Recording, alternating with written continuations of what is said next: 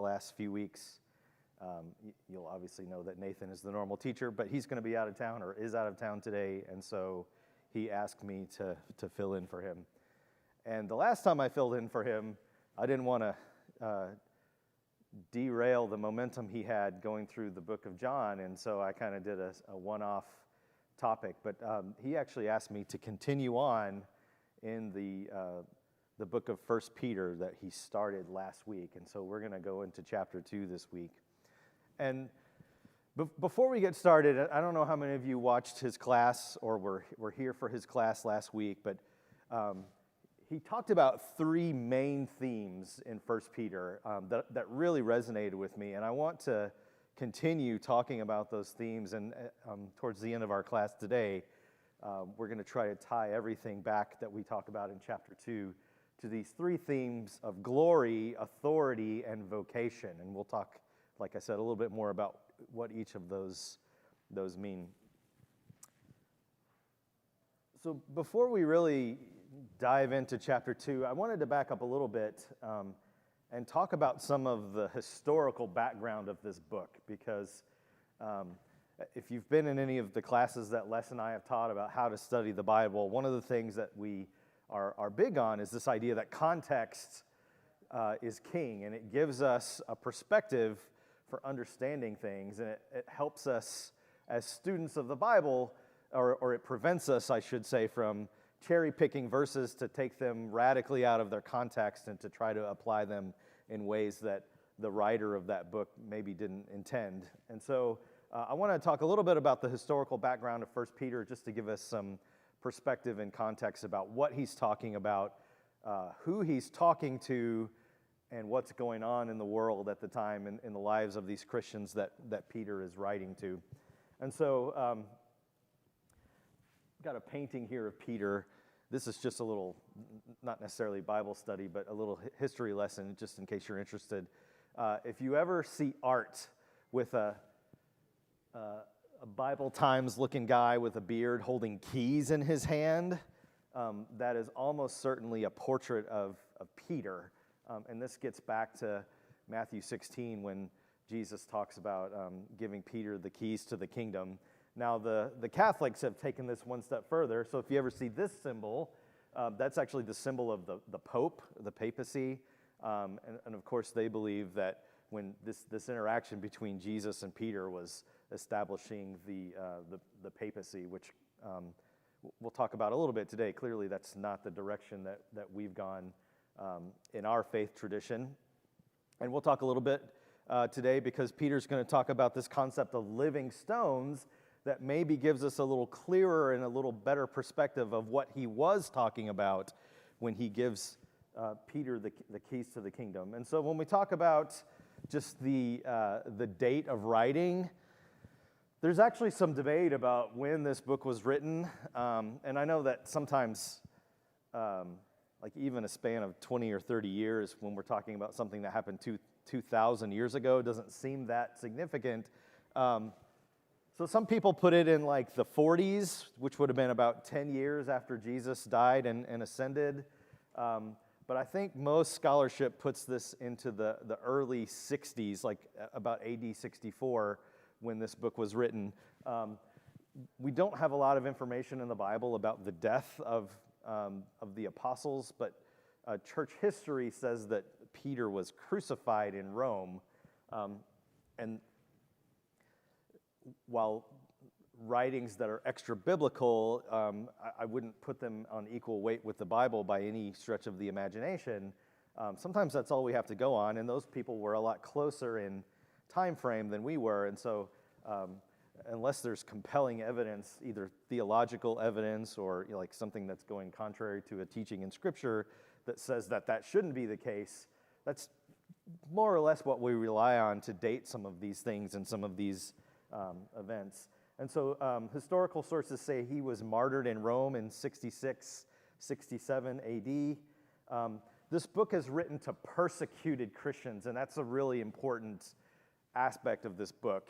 He's not writing to a church like our church that has religious freedom, that can come and go as they please, that can basically say whatever they want without interference from from outsiders, this is a group of people who are being actively pursued and punished by Rome. And so I don't want to get too deep in the weeds on the historical background of this, but I am going to take a little detour here. Think about when Jesus was before Pilate.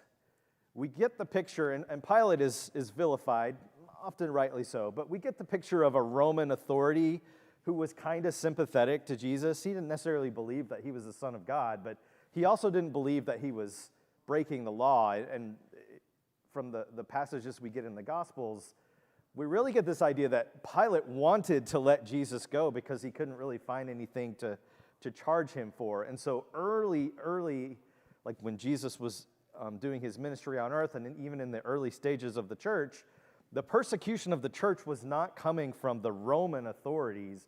It was coming from the Jews who really had a problem with this idea that Jesus was the Messiah.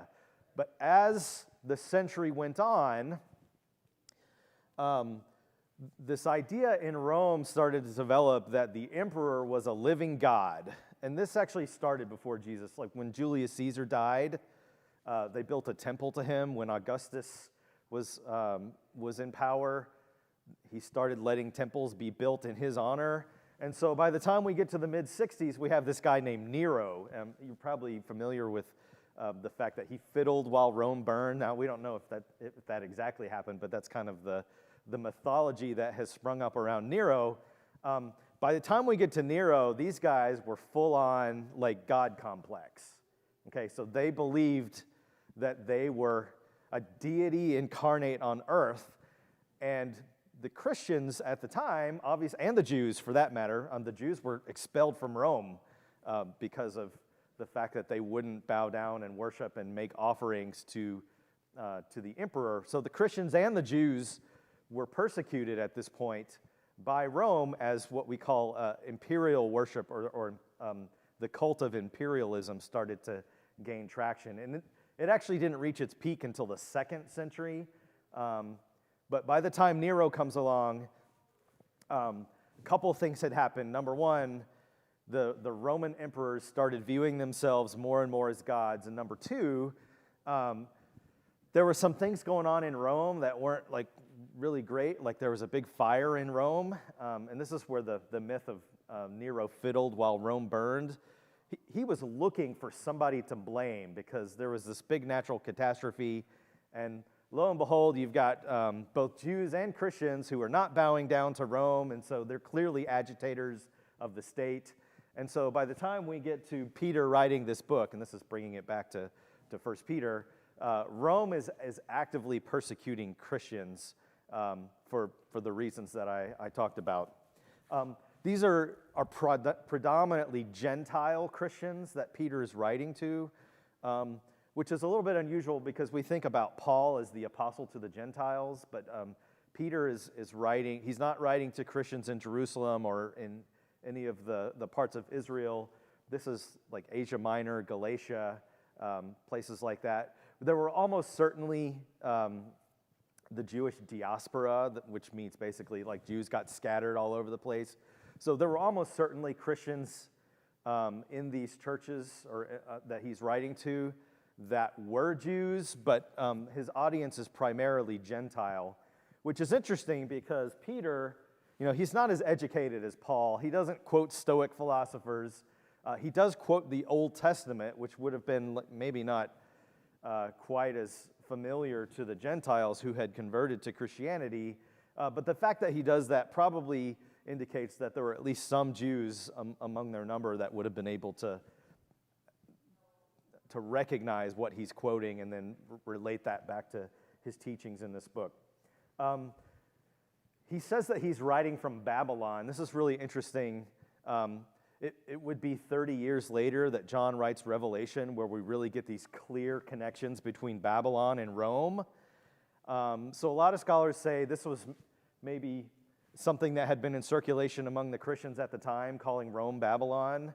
So it's possible that Peter was writing from Rome. He might have been calling Jerusalem Babylon. There were some actual places called Babylon. There was a military outpost in Egypt. So the the point of that is we don't know exactly where he was writing from, but he tells us in the book that he's writing from Babylon. And again, this is written to Christians who were scattered in Pontus, Galatia, Cappadocia, Asia, Bithynia. So these are not predominantly Jewish areas. These are predominantly Gentile areas. But like I said, because the Jews had scattered, there were almost certainly Jewish Christians in these churches where Paul is writing to. And he writes to several different churches, and you've probably heard this before, but it bears mentioning again. When these letters got written, whether it was from Paul or from Peter or from John, or from James, they would get circulated among several different churches. So this would be like, if there's the Batesville Church, there's the Oxford Church of Christ, there's Pine Bluff. If somebody wrote a letter and then we just sort of all shared it among our congregations, even though we're in slightly different towns, we're kind of in the same region, have a generally shared culture and things like that. And so he's writing to not just like one person, but to a group of churches. And again, it's really important to understand that these churches are being persecuted. And so what he's going to say to them is, well, the kind of things that you would think you would want to say to a persecuted church. It's things that are going to reassure them that they're not following a myth, that their hope and their faith in Jesus is not misplaced. And it's difficult for us in 21st century America to really internalize that because sometimes Christians get made fun of in the media, but none of us have ever really experienced physical persecution, like where people threw your family in jail or you were killed because of your faith. And so you can imagine if that was the case, you need to really do some soul searching and reflecting on, is this Christian life really worth all of that? And so Peter's trying to reassure these people that, in fact, it is. And so that's the historical background of this book. I want to take another slight detour here. This is a quote I saw this week from a evangelical preacher named Timothy Keller. I don't know how many of you read him or watch him. He's got a lot of good YouTube videos and writings out there. But he dropped this quote. He said, the Roman Empire said to the first century church, "You Christians are too exclusive. You threaten the social order because you won't honor all deities." And he parallels that with the culture that we live in today, where people say, "You Christians are too exclusive. You threaten the social order because you won't honor all identities." And so one of the things that struck me as I've been studying and preparing for this week is just the parallels between the Romans and the culture that we live in now. Now, I do need to give a caveat with that. I don't believe that we are persecuted in the way that the first century church was. And it's easy to sort of, as Christians, take up the victim mentality, but we're nowhere near the level of duress that those Christians were under. But, we're trending that way in the way that the world views us. Rome didn't like the fact that the Christians wouldn't bow down to the state. And we find ourselves today, there's all kinds of ideas going around in our culture that Christians are standing up against and saying, that's not right, and we're not going to do that, or we're not going to honor that.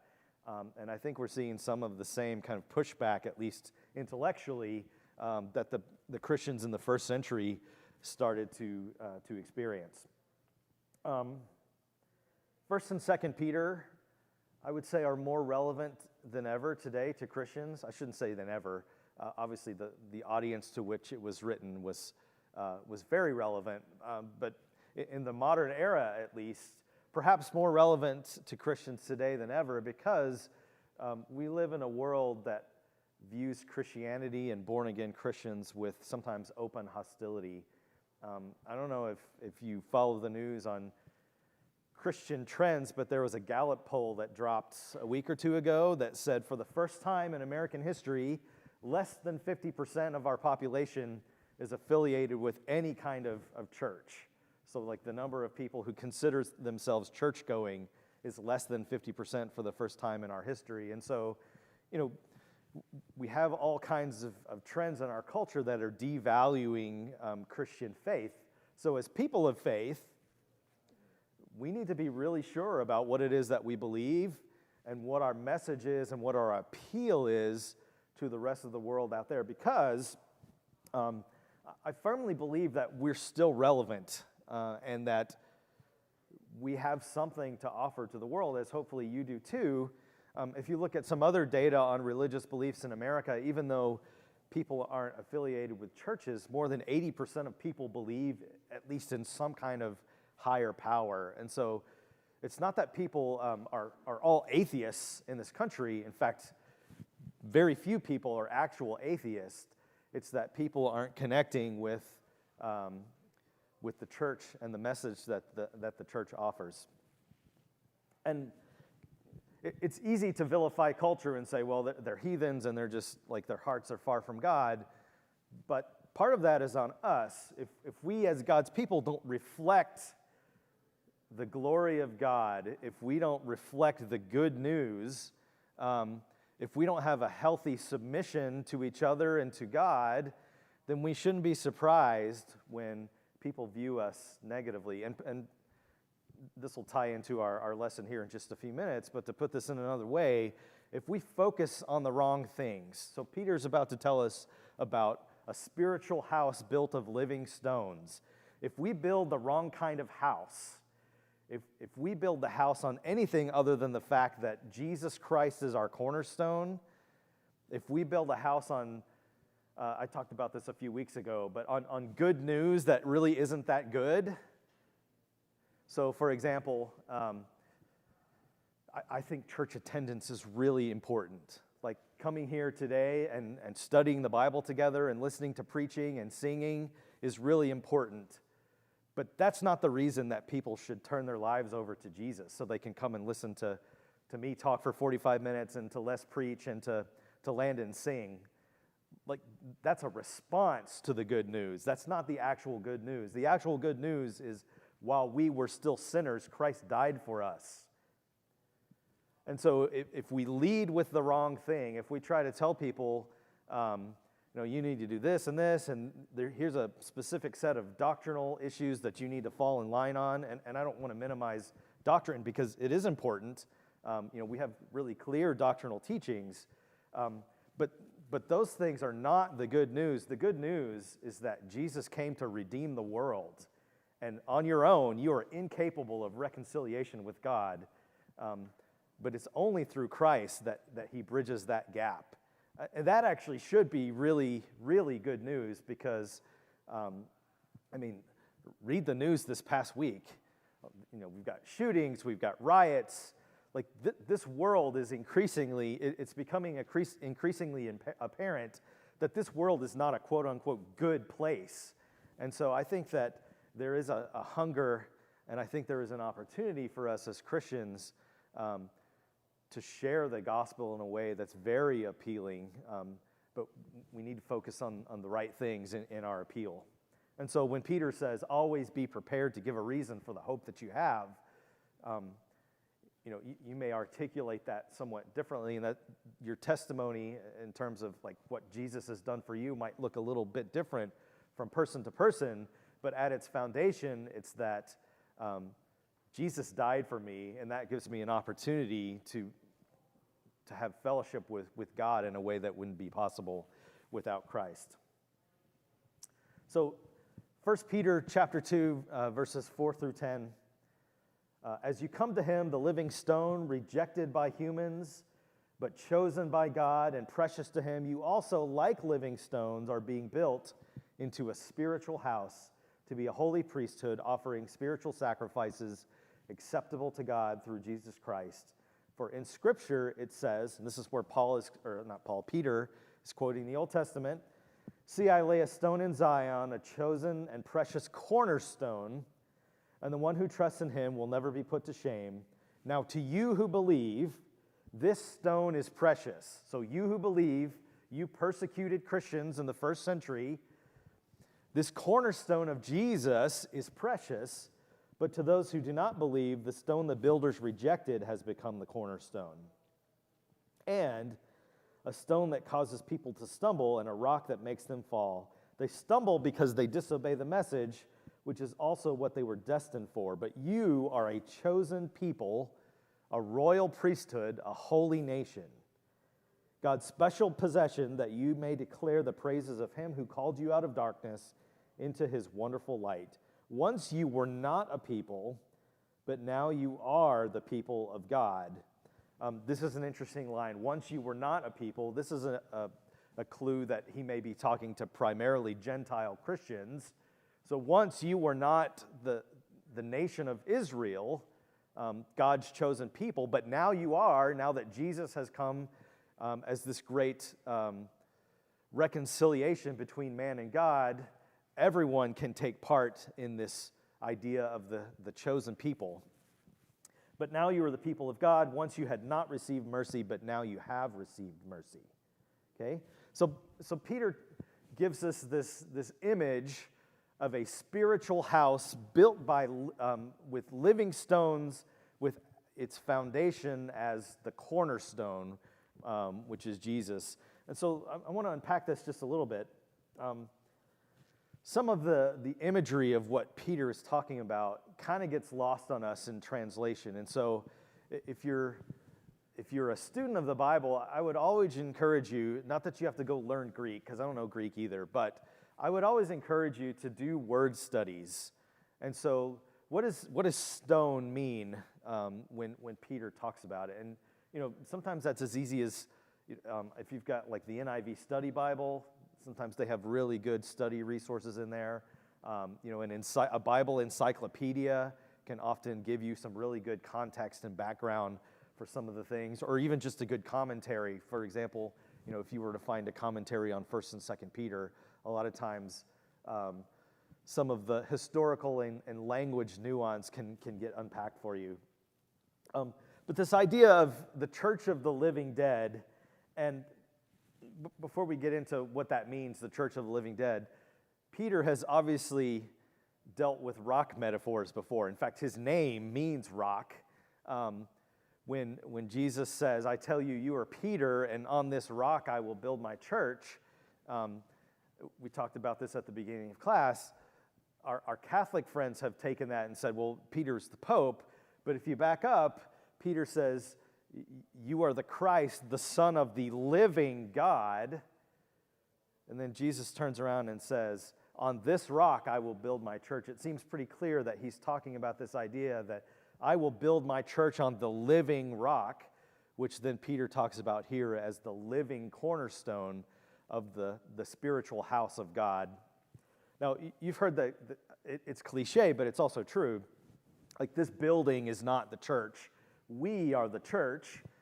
And so if you think about Peter's audience, they're surrounded by pagan temples, and even the Jews among them had a very strong historical and cultural tradition of going to Jerusalem to worship in the temple. And so Peter gives them a kind of a metaphor of a temple to say, okay, the temple that you live in, the temple that you're a part of, is not a physical building, but you do in fact have a temple, and that is the church of God.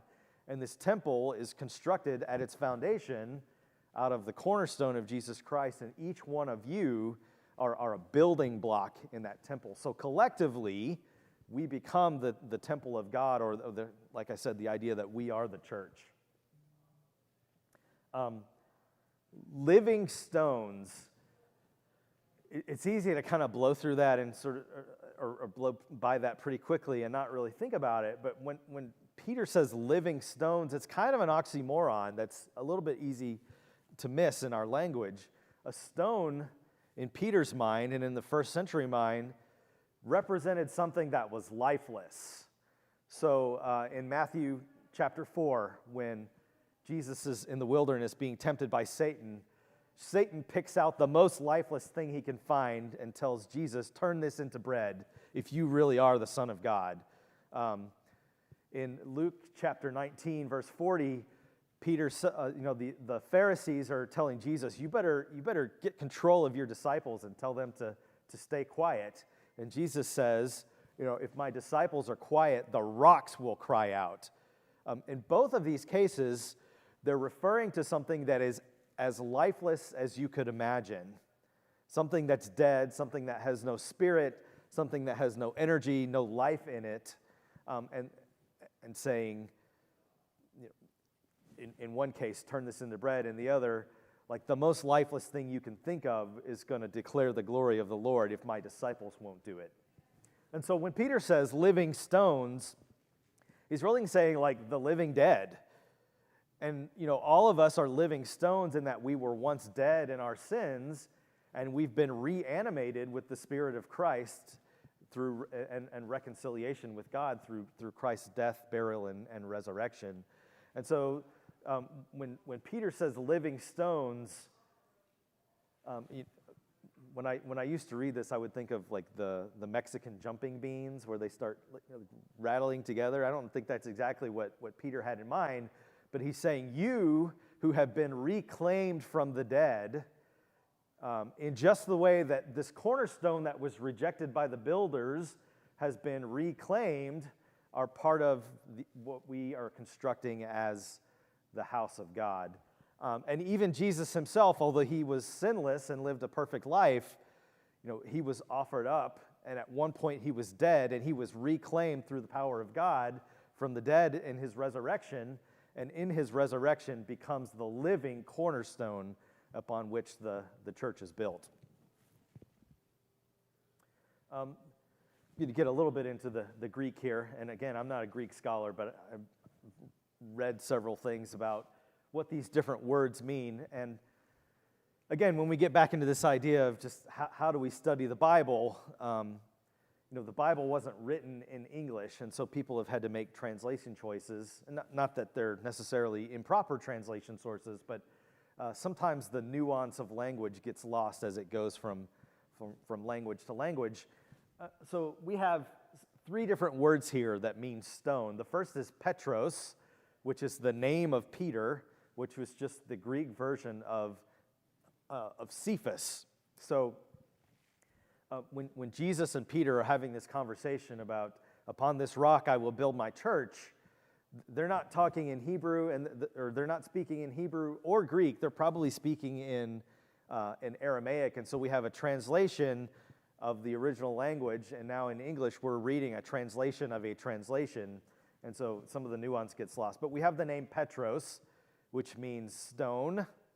We have the name Petra, or the word Petra, which means rock, and Lithos, which also means stone, but they mean stone in slightly different ways. And so Petros would just be like, it could even be a sizable rock, just a rock you would pick up off the ground, or stone. Petra could mean rock you could pick up off the ground. Some scholars say that Petra is actually more like a bedrock or a cliff, something much more substantial than just a small stone that you would pick up off the ground. And scholars are actually somewhat unsure about the difference between these two words. So in one view, when Jesus says, "You are Peter, and upon this rock I will build my church," they mean you're a little stone, but upon this big stone, that is your confession of Jesus as the Son of the living God, I will build my church, that he's using this imagery of different sizes of rocks in order to make his point. On the flip side, some people say, well, Petros was just the masculine form of Petra, so it's really the same word. And, you could make a case for that too. You are a stone, this dead, lifeless thing, but I'm going to raise you in power from the dead, as Jesus was raised from the dead. And upon these living stones, not necessarily specific to Peter, like Peter had he was an apostle, so I think it's incorrect to say he didn't have any special authority. But his office was not particularly unique or special. He, like all Christians, was taken from something that was once dead and made alive again into a living stone. So I say that you are Peter, and upon this rock I will build my church. But when Peter uses the word rock, he uses a completely different one, and that's the word lithos. And lithos means not just a rock, but like a a landmark of some kind, or rocks that have been assembled together to mean something. And so I've got a picture of Stonehenge up here. You wouldn't come across Stonehenge and think that that just randomly happened. Like there's a clear design, and we don't exactly know what the purpose of Stonehenge was either, but nobody comes across Stonehenge, and all over Britain there's these different kind of Celtic rings and monuments and things like that. Nobody comes across these things and sees them and says, well, that's random. The wind must have blown these rocks on top of each other. There's a clear intent and purpose behind the way that these stones are assembled. And so when Peter says, you are living stones, you are living lithos, he's really talking about, like, you are put together for a purpose. You're not just random stones that have been tossed into a pile. You are random stones that have been selected, examined, stacked together in a certain way, which, by the way, has Jesus as its cornerstone or its foundation, and you're put together for a purpose. And he's going to show us what that purpose is, or we talked about it a little bit in the passage that we read. That purpose is, we're constructed to be a spiritual priesthood. No longer do we need some sort of a mediator between us and God, although Jesus is our mediator, but like in the Jewish tradition, if you wanted to interact with God, you had to go through a priest. Now you are all priests, and collectively you make up what we call the spiritual house made out of living stones with Christ as its cornerstone. And so that begs the question, why Cornerstone?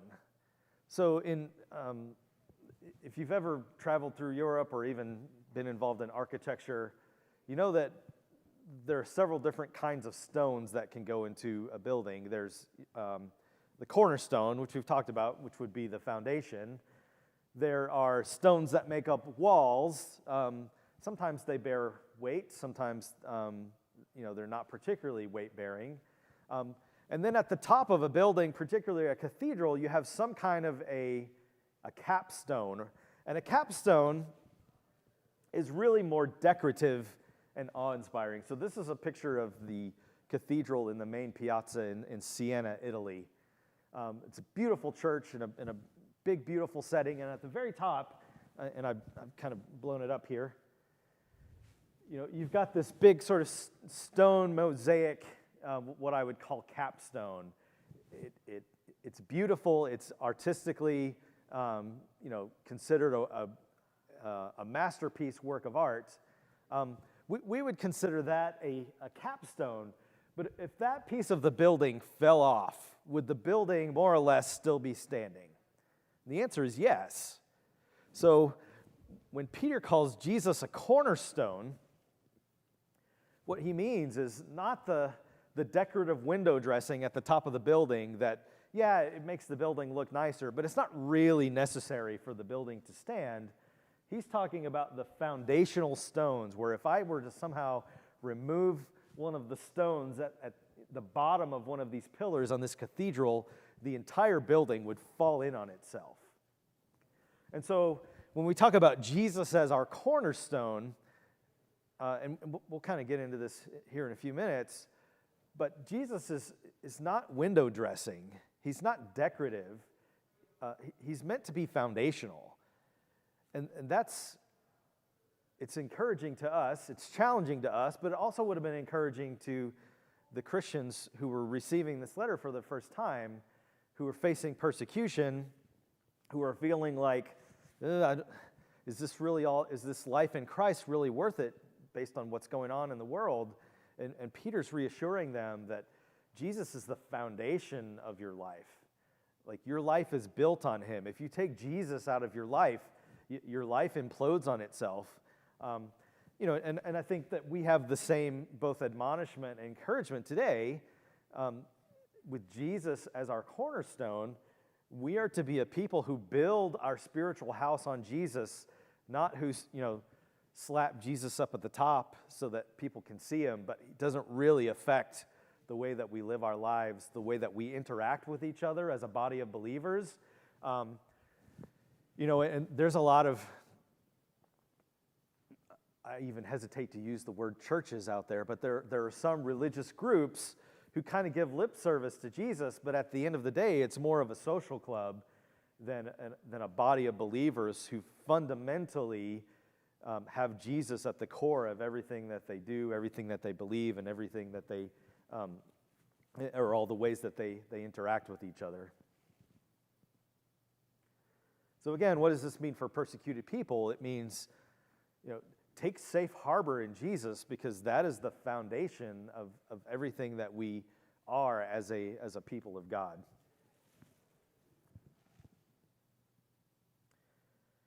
Continuing on, starting in verse 13, "Dear friends, I urge you as foreigners and exiles to abstain from sinful desires which wage war against your soul. Live such good lives among the pagans that though they accuse you of doing wrong, they may see your good deeds and glorify God on the day he visits us. Submit yourselves for the Lord's sake to every human authority, whether to the emperor as the supreme authority or to governors who are sent by him to punish those who do wrong and to commend those who do right.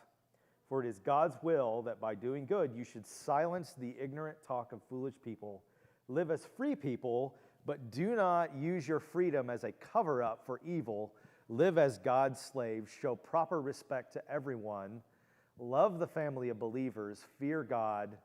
Honor the emperor." This would have been a radical statement among the churches in the first century. Honor the emperor. What do you mean, Peter? This guy is, he's actively trying to harm us, to kill us, to destroy our livelihoods. Why are you telling us to honor the emperor?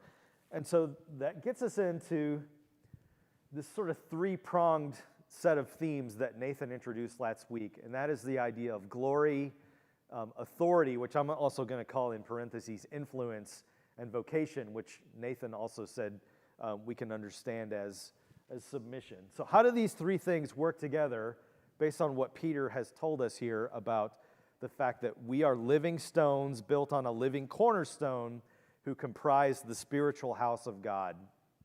Well, here in this verse that I just read, he talks a lot about submission. Submit to one another. When he says love the people of God, he's talking about that in the context of submission.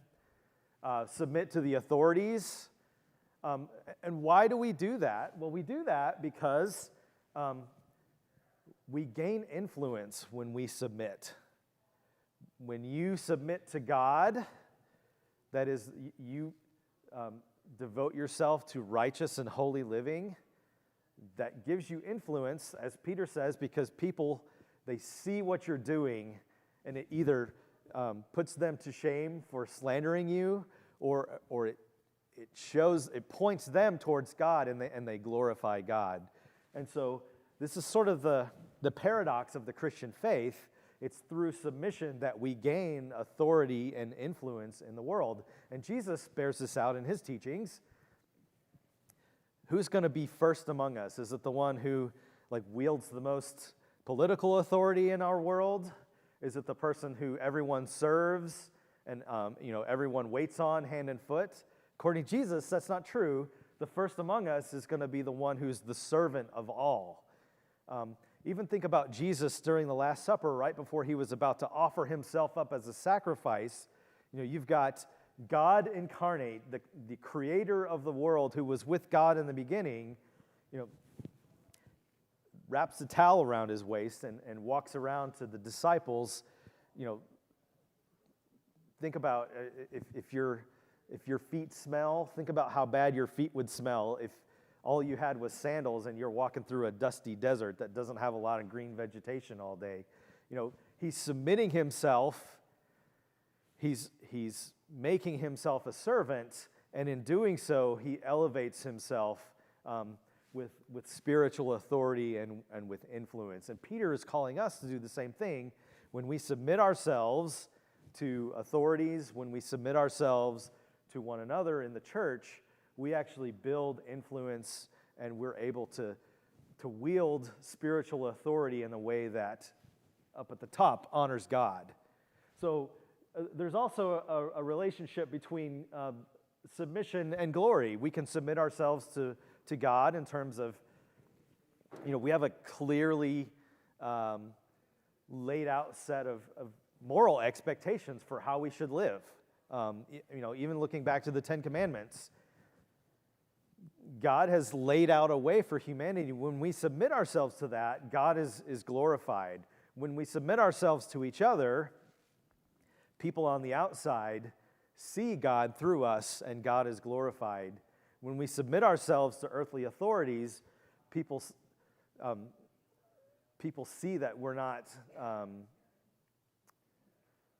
contrarian, that we're not causing social upheaval, just as revolutionaries in a political sense, and as Peter says, that they see our good works and they glorify God, or they see the way that we behave and they're ashamed of their slander, they're ashamed of the way that they talk about us. So in this spiritual house of God, with Jesus as the cornerstone, submission becomes our vocation, and through submission, we wield authority and influence both with each other and with the world. And in doing so, God is glorified. So God is not glorified through picking up the sword, as Peter did. And it's interesting that Peter in his later years talks about some of these themes that relate directly back to him as a young man. So think about Peter in the garden and cutting off the ear of the servant of the high priest. I've always wondered about that passage.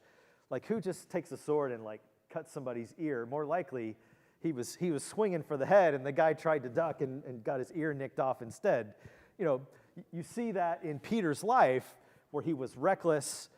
He tried to use power in an overbearing and usurping kind of way, and that didn't turn out well for him. And in fact, at one point, Peter tells Jesus, "I'm never going to let you die. I'll fight to the death for you." And Peter says, "Get behind me, Satan," because that's not the way that authority and influence works in the spiritual house of God. All right, so we're going to wrap it up here. We just got a couple minutes left. I want to offer some reflection questions for you that I'm not necessarily going to answer, but I want you to think about this week as you continue to read through 1st and 2nd Peter. And that is, we'll start with this first question. How important is this spiritual house to you? And when I say this spiritual house, I don't mean this building. I mean this family of believers. It's not just, I'm not singling anybody out or even our church, but I would say in general, in the churches of today, we have a lot of people who are really quick to roll up their mat and go elsewhere. And I think that does not honor God when we're not committed to being one of the living stones that is comprising the house of God, to submit to one another. Mike Williams and I might not always agree, but I look at Mike's life and I see someone who works in prison ministries and works with World Bible School, and I see his level of servanthood and submission. And so even when we don't agree, we're still part of the same spiritual house of God. We're still living stones, not through brute force or the wielding of brute force influence, but through submission and servanthood. When people see us as the house of God, what do they see? Do they see doctrinal distinctiveness? And again, I want to be really clear. There are some important doctrines, so I don't want to minimize that or say that doctrine isn't important. But the foundation, the cornerstone of this spiritual house needs to be Jesus Christ and his redemptive act for the world. That is the foundation upon which we build the spiritual house of God, or upon which God is building through us the spiritual house of God. Do people see division? Do people see individuals who won't submit to each other, or do people see living stones that are in submission to one another and in submission to earthly authorities, and in doing so, living stones that build a spiritual house that gives glory to God? To people who won't submit to anything outside the church. I can get wrapped up in politics as much as the next guy, but at the end of the day, my kingdom, Jesus says, is not of this world. And so when we talk about building a spiritual house, again, maybe we need to think about the kinds of authorities that we're not submitting to that we should be. And in our unsubmission, are we damaging our influence and our spiritual authority in respect to presenting the message of Jesus to the world? Do people see, hopefully they do, a family of believers who are committed to one another, even despite some of our differences? A family of believers who reflect the glory of God because of our commitment and our love for each other. A family of believers who reflect the glory of God because of our posture towards outsiders, who see our good behavior and glorify God because of the way we act. If someone sees our behavior and it causes them to think less of God,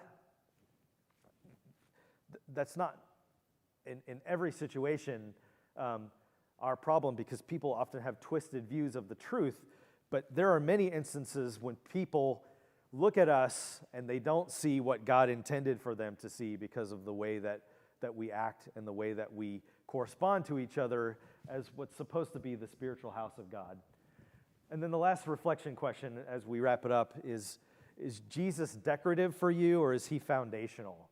And we could ask that individually. We could ask that as a body of believers for the Oxford Church of Christ. For this church, is Jesus decorative? Is he just a sign that we put out so that people say, oh, those are Christians when they drive by, but don't really see any effective change in our lives?